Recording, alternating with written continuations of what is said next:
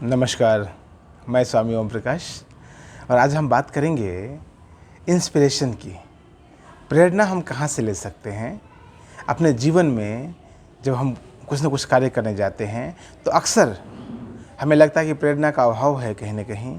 कभी कभी तो शुरुआत में ही लगता है कि प्रेरणा का अभाव है और कभी कभी बीच में लगता है कि अब हम जिस ऊर्जा के साथ हमने काम शुरू किया तो वो ऊर्जा बनी नहीं रही है। वह ऊर्जा बीच में कहीं न कहीं टूटने लगती है, जवाब देने लगती है। तो उसके लिए हम प्रेरणा कहाँ से लें। आज बात करेंगे गमलों की। हम सबके जीवन में देखिए, आपके समक्ष दिख रहा है यह गमला है, ठीक है। हम लोग अपने जीवन में, निजी जीवन में निश्चित तौर पर कभी न कभी फूल के गमले ज़रूर लगाते हैं, देखिए। और गमलों में हम क्या लगाते हैं, गमलों में हम पौधा भी लगाते हैं और गमलों में हम बीज भी लगाते हैं। ज़रा गौर करना, आप बात को समझना है, मेरी बात को। गमलों में हम एक बीज लगाते हैं, है ना, और उस बीज को लगाने के बाद उसमें हम जल डालते रहते हैं, पानी डालते रहते हैं और फिर इंतज़ार भी करते रहते हैं कि कभी वह बीज फटेगा, फूटेगा और ज़मीन को फाड़ कर ऊपर निकलेगा, उसमें अंकुरन होगा। हमारा जीवन भी कुछ वैसा ही है, हमारे कर्म भी कुछ वैसे ही हैं।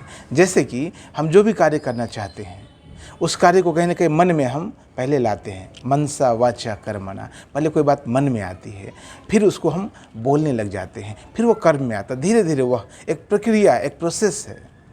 जिस प्रकार हमने बीज को गमले में लगा दिया, वह बीज गमले में चला गया और हम पानी डालते रहते हैं। फिर कुछ समय के बाद उसमें अंकुरन होता है, हमें बड़ी खुशी मिलती है। अरे वाह, हमारा मेहनत कुछ तो सफल हुआ, अंकुरन हुआ।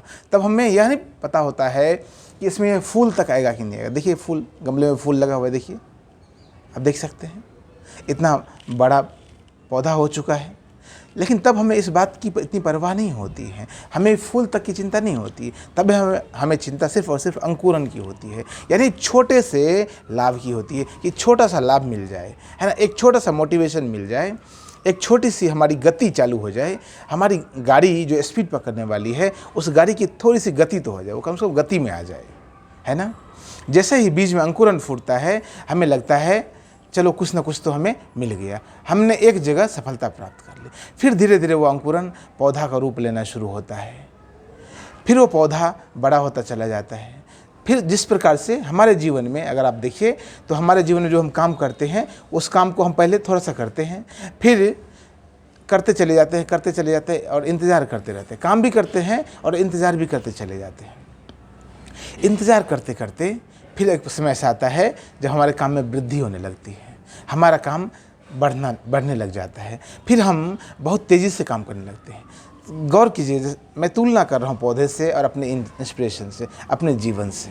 जब हमारा पौधा बड़ा होने लगता है तो हमारी क्यूरियोसिटी, हमारी जिज्ञासा और बढ़ने लग जाती है। कब इसमें फूल आएगा, कब इसमें फल आएंगे। जो भी पौधा हो, फूल का पौधा हो, किसी भी पौधा हो। अभी इस वक्त हमारे पास गेंदे का फूल है, इसलिए इस पौधे का मैं आपको उदाहरण दे रहा हूँ। तो जैसे जैसे पेड़ बड़ा होने लगता है, पौधा बड़ा होने लगता है, हमारी जिज्ञासा बढ़ती चली जाती है।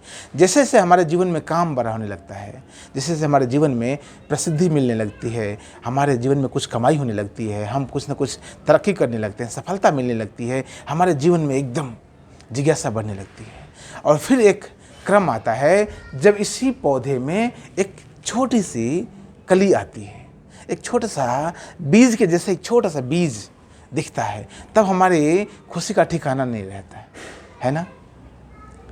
तब हमें लगता है कि अच्छा चलो अब तो मामला लगभग हो चुका है, अब जब कली आ चुकी है तो फूल बनेगा।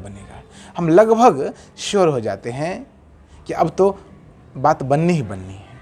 लेकिन कभी गौर करना, वहाँ भी रुक मत जाना, वहाँ भी पौधे का ख्याल रखना। कभी कभी गाय आती है, पशु आती है, बकरी चढ़ जाती है और उस पौधे की जो कली थी, जिस पौधे ने अंकुरन से लेकर बीज को जब अपने ज़मीन में डाला था, गमले में डाला था, तब से लेकर अंकुरन को झेला, समय को झेला, वह पौधा इतना बड़ा हो गया। लेकिन तब तक आते तो बच्चे उस कली को तोड़ देते हैं, या आंधी आई और कली टूट गई। मैंने कहा ना, गाय, कोई पशु पक्षी उसको तोड़ देते हैं, तब भी लगता है अरे यार, यहाँ तक पहुँच के भी मामला खराब हो गया। हमारे जीवन में भी कुछ ऐसा ही है। हम लोग एक ऊंचाई पर पहुँच जाते हैं और वहाँ जाकर भी मामला खराब हो जाता है। वहाँ जाकर हम बिल्कुल अचेत हो जाते हैं। वहाँ और ज़्यादा सचेत रहने की आवश्यकता है। सचिन के बारे में आपने सुना होगा कि 99 पे जाके आउट हो जाता था। उसको एक फोबिया था कि 99 पे गया और आउट हो गया। उसको लगता था कि 100 हो ही नहीं पाएगा। मैं वही कह रहा हूँ आपसे, हमारे जीवन में तब तक मत रुकिए जब तक आप पूरी तरह खिलाव पे ना आ जाइए। अब ये जब पौधा यहाँ आ गया है, इसमें कली आ गई है, तो और ज़्यादा विशेष प्रकार से देखभाल की आवश्यकता है ताकि यह कली फूल बन सके। और जब यह खिल गया फिर बात खत्म हो गई। समझिए इस बात को, बहुत गहरी बात मैं आपको बताना चाहता हूँ। जब यह खिल गया तो फिर बात खत्म हो गई। इस पौधे का जो खिलाव है, इसका खिलना ही, इसका ब्लूमिंग ही इसका उद्देश्य था। इस पौधे का उद्देश्य क्या था? क्यों आपने लगाया था यह पौधा? आपने गमले खरीद के लाए, उसमें मिट्टी डाली, उसमें बीज डाला, उसमें जल डाला, पानी डाला, उसमें उसका इंतज़ार किया ताकि वह अंकुरन हो, पौधा बने और पौधा में फिर कली लगे और कली खिल जाए। बात खत्म हो गई। जीवन ऐसा ही है।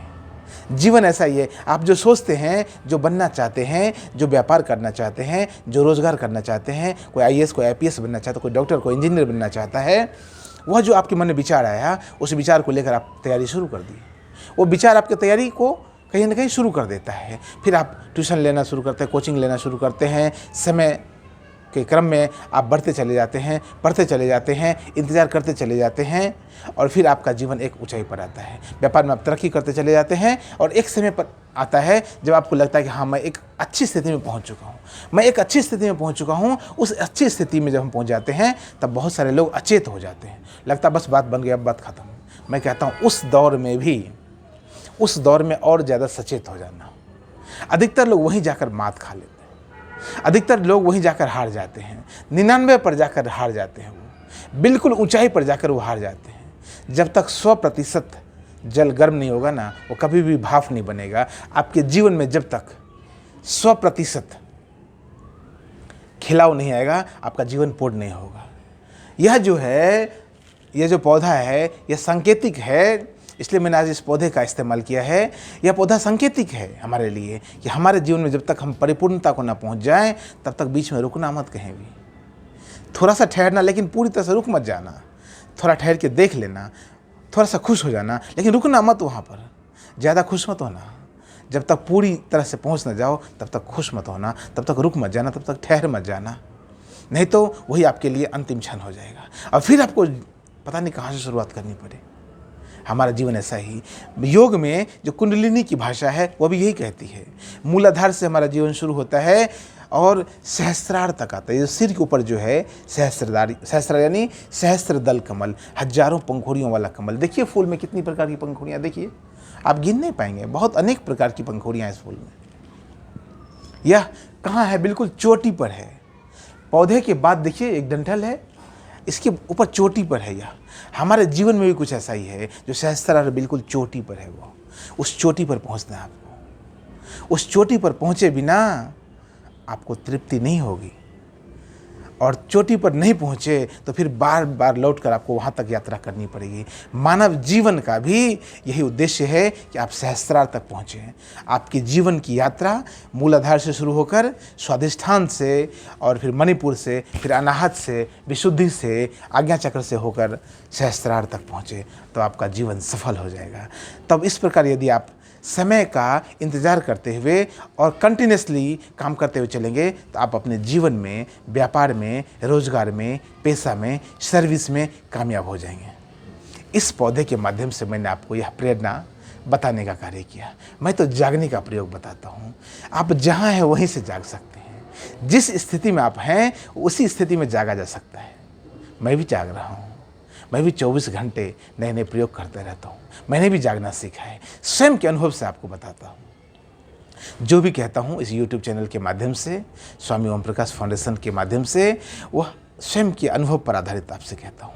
जीवन को हमने भी देखा है। जीवन में बहुत बुरे दौर देखे हैं, बहुत बुरे दौर जिसकी कल्पना नहीं कर सकता कोई। एक सामान्य बालक कोई कल्पना नहीं कर सकता। जब मैं बालक के रूप में था, जब मैं बहुत 15-20 वर्ष की अवस्था में था, तो हमने देखा है उस जीवन के एक-एक अनुभव को आपसे बताने का प्रयास रहता है। यह वीडियो और किसी मकसद से नहीं, यह तो बस जागरण के मकसद से। आप जाग सकते हैं।